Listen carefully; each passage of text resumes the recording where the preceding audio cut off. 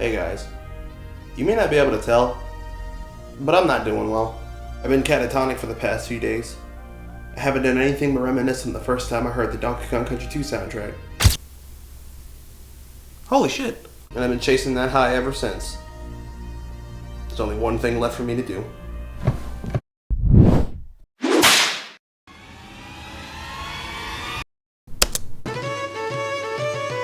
Talk about some video game music. Wait, what do I need the needle for?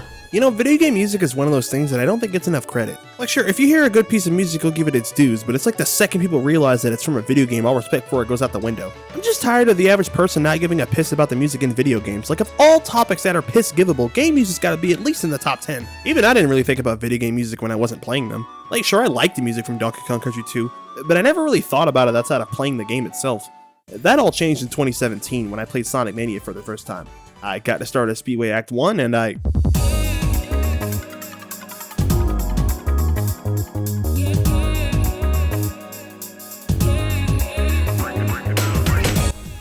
Holy shit. That moment changed my life, and it made me start valuing video game music so much more. So why not spread that love and try to showcase the worth that I think video game music has to the masses? My calendar's been empty for the past 25 years, so now that I'm 23, I think there's no better time. Let's start with...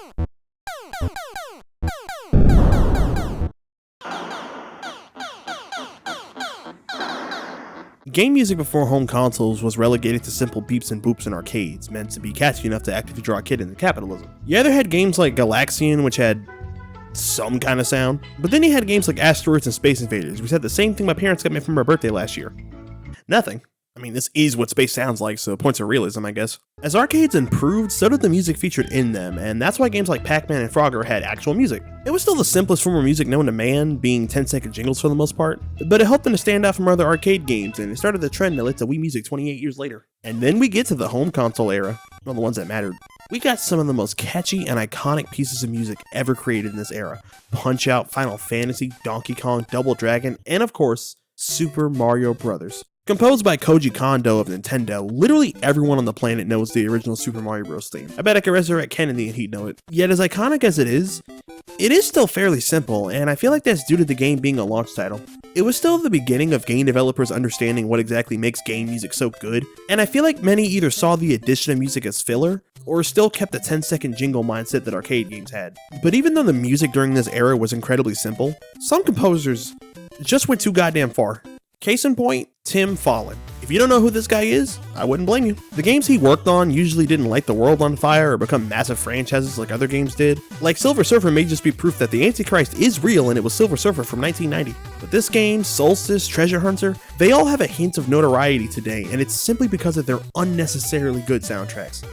Tim Follin showed that video game music could be so much more than just simple background noise, and he showed that the limitations of the hardware didn't need to limit how incredible the music could be.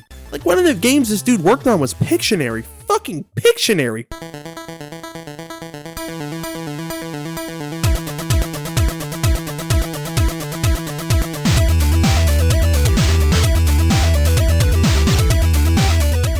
If only real board games had soundtracks like this. Another game from this era that I think set the bar for video game music is the 1986 release of The Legend of Zelda. While still an early NES game like Super Mario Bros., the title theme for Zelda is so iconic and did something that not many games did at the time. It was super atmospheric.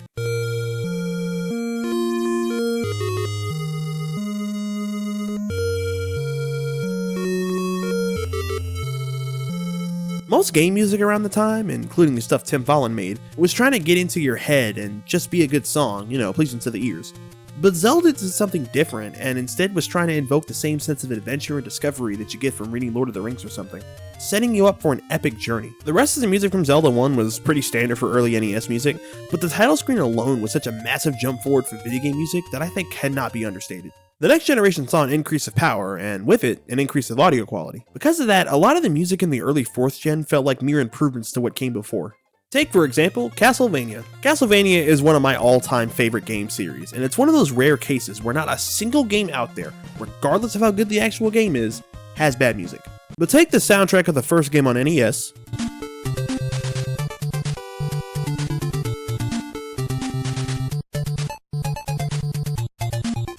And compare that to the final Castlevania game released on the Super Nintendo, Castlevania Dracula X.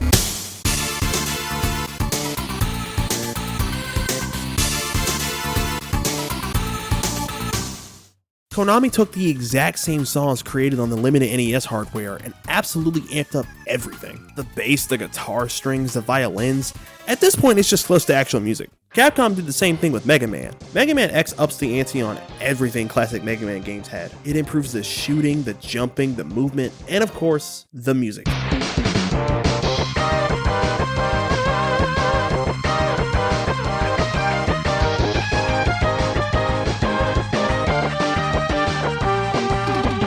There's no getting around it. This is just straight up rock music, and it feels like Capcom was going this hard out of spite. And this isn't even the best song in the game. There's like 10 other songs that could be played at a rave and they wouldn't feel even remotely out of place. However, one in particular just goes way too goddamn far. Spark Mandrill's theme.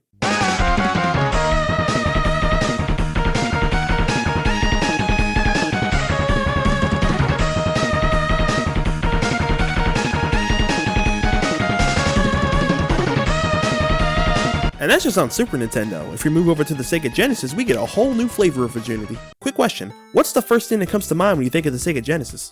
Remorse?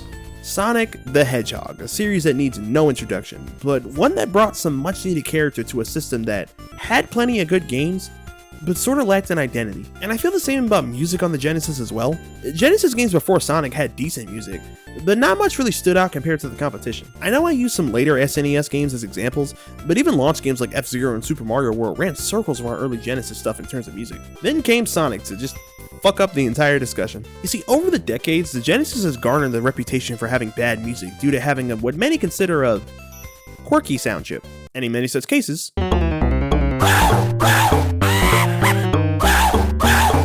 they'd be right. But when Sonic the Hedgehog released, in my opinion, it completely changed the conversation around the Genesis sound chip, with a handful of tracks that have become staples in the gaming industry as a whole.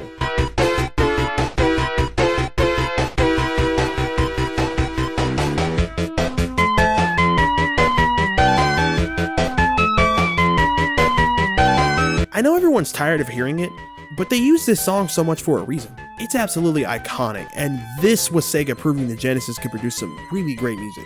And as the years went on, the hits just kept on coming, not just from Sonic, but Sega as a whole. Phantasy Star, Thunder Force, Outrun, Comic Zone, Toe Jam and Earl, and especially Streets of Rage 2.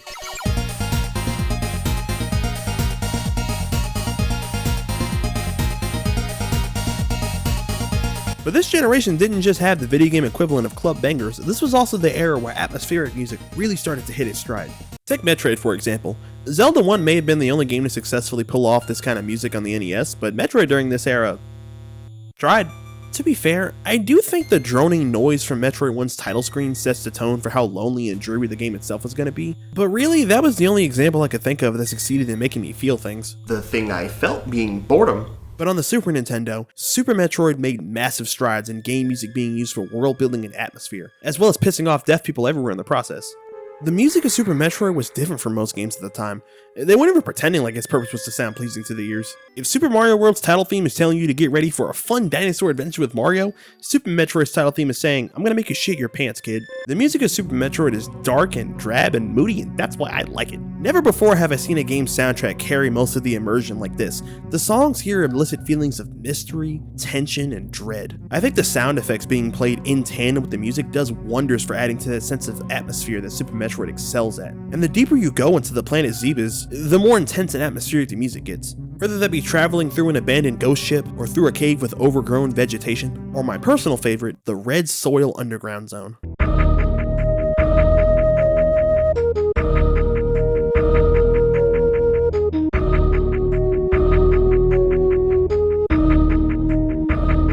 And what I like about this theme in particular is that it shows off both kinds of music. It's music that makes you feel with the voices chanting, making you feel like you've stumbled upon something ancient.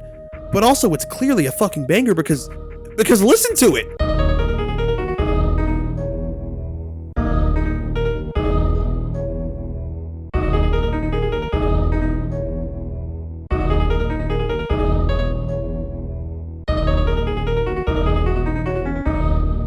I'm gonna be playing this on my funeral. Last example for the Super Nintendo, Final Fantasy VI. Now I know what you're thinking. Meegle, that says Final Fantasy 3. You can't fool me. I went to college. And to that I say, it's actually Final Fantasy 6. Now shut up and eat your college debt. Final Fantasy 4 before it had some really great music as well, but the sampling and instrumentation in 6 is so high quality that you wouldn't even be able to tell it was from a video game.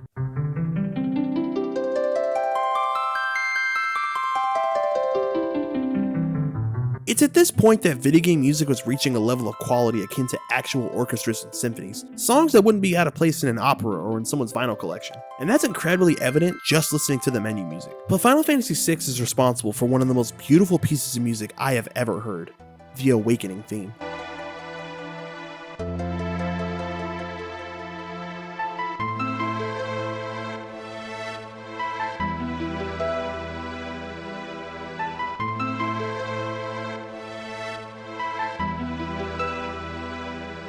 In a game whose narrative is all about self-discovery and hope, this track genuinely feels like it's telling you to keep pushing forward. A big reason why video game music from back then was so special was because it sounded this good with heavy hardware limitations. But moving into the next generation, with CD-based media becoming the standard for video games, we pretty much just got actual instruments in a mostly uncompressed form. We'd seen some developers dabble in CDs before, with the TurboGrafx CD and the Sega CD, but it wasn't until here that people actually cared. The Sony PlayStation and Sega Saturn were the first major home consoles to primarily rely on CD-based media, and while the systems themselves still had to compress the audio, it wasn't anywhere near to the degree that cartridge-based systems have to. Because of that, a lot of the music we got during this era was just actual music. Real bands playing real instruments, slightly compressed to fit onto the CDs they used. This right here is, in my opinion, the golden era of video game soundtracks. And it's where we got some absolutely iconic soundtracks like Symphony of the Night, Metal Gear Solid, Crash Bandicoot, Warped, Sonic R, Daytona USA. Then over on the Nintendo side, look, they may be the kings, but nobody's allergic to fucking up. Nintendo decided to stick with cartridges during the 5th gen. Why? Because their quota hadn't yet been reached. This decision is partially why the N64 didn't do as well as it could have, but did it affect the quality of the music on the system?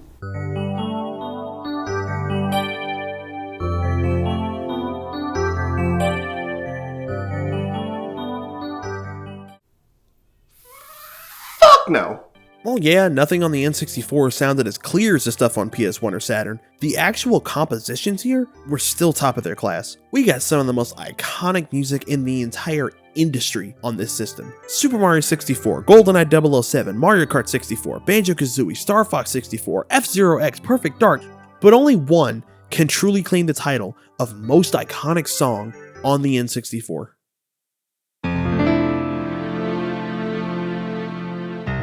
I don't think words alone can really express just what a leap this was from Zelda music on the previous console. Ocarina of Time's title theme is such a massive improvement to anything that came before it, and it's still, to this day, a lot of people's absolute favorite song in this series. The entire soundtrack is full of atmospheric bangers like this, some of them a little too atmospheric.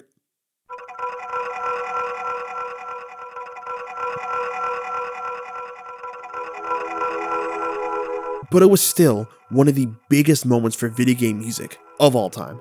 I've mostly been talking about things in a chronological order so far, mainly to highlight the technological improvements as time went on, but from the 6th generation onwards, the improvements in technology became so slight that there's almost no point in talking about them anymore. So now I just want to highlight some game soundtracks that I really like, which means I can finally talk about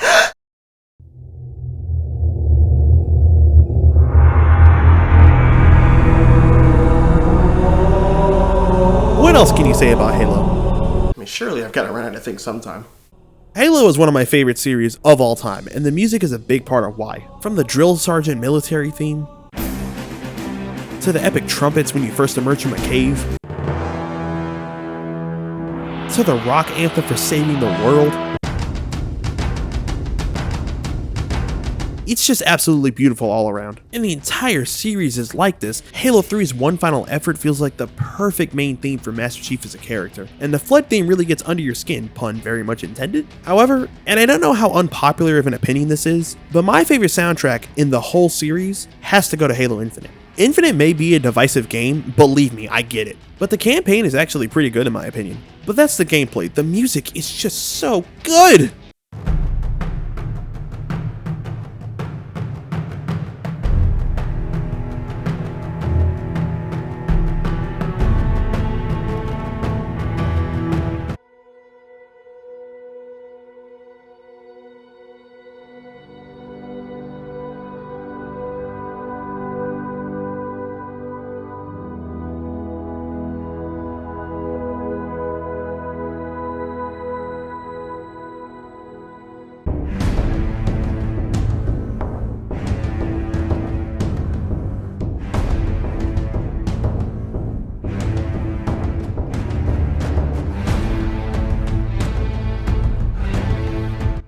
If there's one thing 343 Studios nailed, it's the music of Halo. But what about music that makes me shit my pants? You need music for that? Silent Hill was pretty much the survival horror franchise for a while, especially after Resident Evil 4 pivoted the genre into multi-action. How dare they make one of the best games of all time? But Silent Hill stayed true to its roots, and Silent Hills 2, 3, and 4 have some of the most haunting and chilling music ever created. But beyond scaring kids who played these games way too young and probably should have had more adult supervision, What? I think another thing the soundtracks nailed is adding some audio to the emotional aspects of their stories. Silent Hill 2 follows James Sunderland, a guy who probably definitely murdered his wife. After getting a letter from her 3 years after her death, he goes back to Silent Hill to hopefully try to find her. Along the way, he meets a wacky cast of characters, including Angela, who...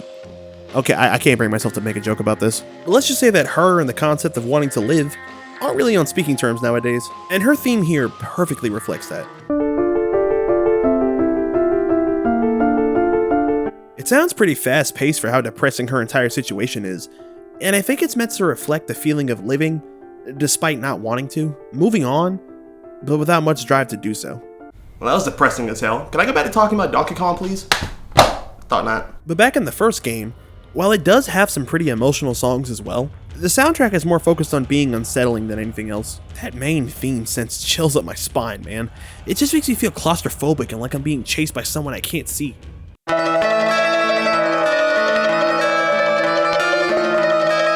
Not to mention, apparently some of the songs in this game use distorted dentist drills as instruments. What the fuck were these composers smoking to think this was okay? There's still a billion other game soundtracks I wish I had more time to shed light on. BioShock, Doom, Jet Set Radio, Grand Theft Auto 3, Call of Duty Zombies, Uncharted, Gears of War, Little Big Planet, God of War. There's just way too much fantastic video game music out there. And I only have so many hours in one day, people. But I saved the best for last. Picture this, you get gifted a game on Steam by your friend, you don't really think anything of it, you play it, you suck ass, you put the game down for like 3 months. Out of curiosity, you pick the game back up again and it becomes one of your top 5 favorite games of all time. You proceed to sink over 600 hours into it and spend your time not playing it, obsessively listening to the soundtrack. Everybody, this is Risk of Rain 2.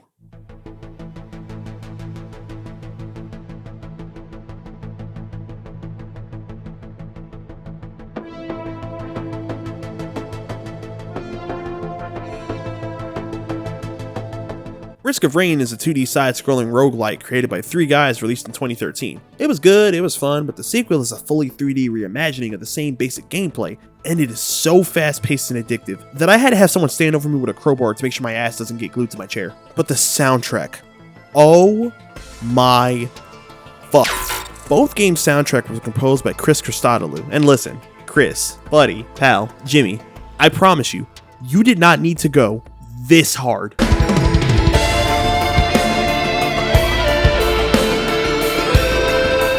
Risk of Rain 2's soundtrack is the perfect blend of atmospheric mood-setting sound and heart-melting, soul-changing bangers. And it seems to weave between those two styles of music seamlessly. Sunder Grove's track, They Might As Well Be Dead, does this absolutely perfectly. It starts off with this low ambience backed by these bells and whistles to add a naturalistic feel to it all.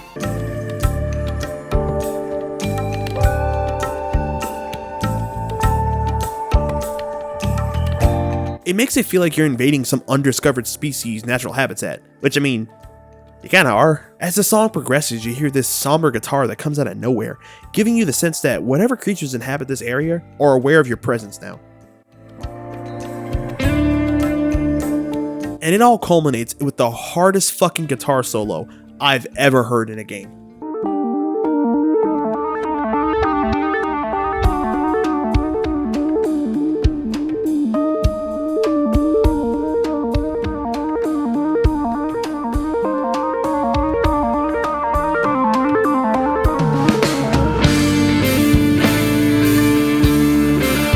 The entire game is like this, from the heart-pumping metal of the boss music, to the ominous hellish sound of the sulfur pools, to the masterpiece that is the rain formerly known as Purple. My point with all of this is that video game music has changed a lot over the years. From the simple 8-second jingles of games like Frogger, to the unnecessarily god-tier compositions of Risk of Rain 2. I think it's fair to say that game music is far more important than people give it credit for. People don't realize how important it is to the vibe of a game. Like, imagine if I changed the music of Silent Hill 2 Remake. Do you really think it'd be even remotely as scary?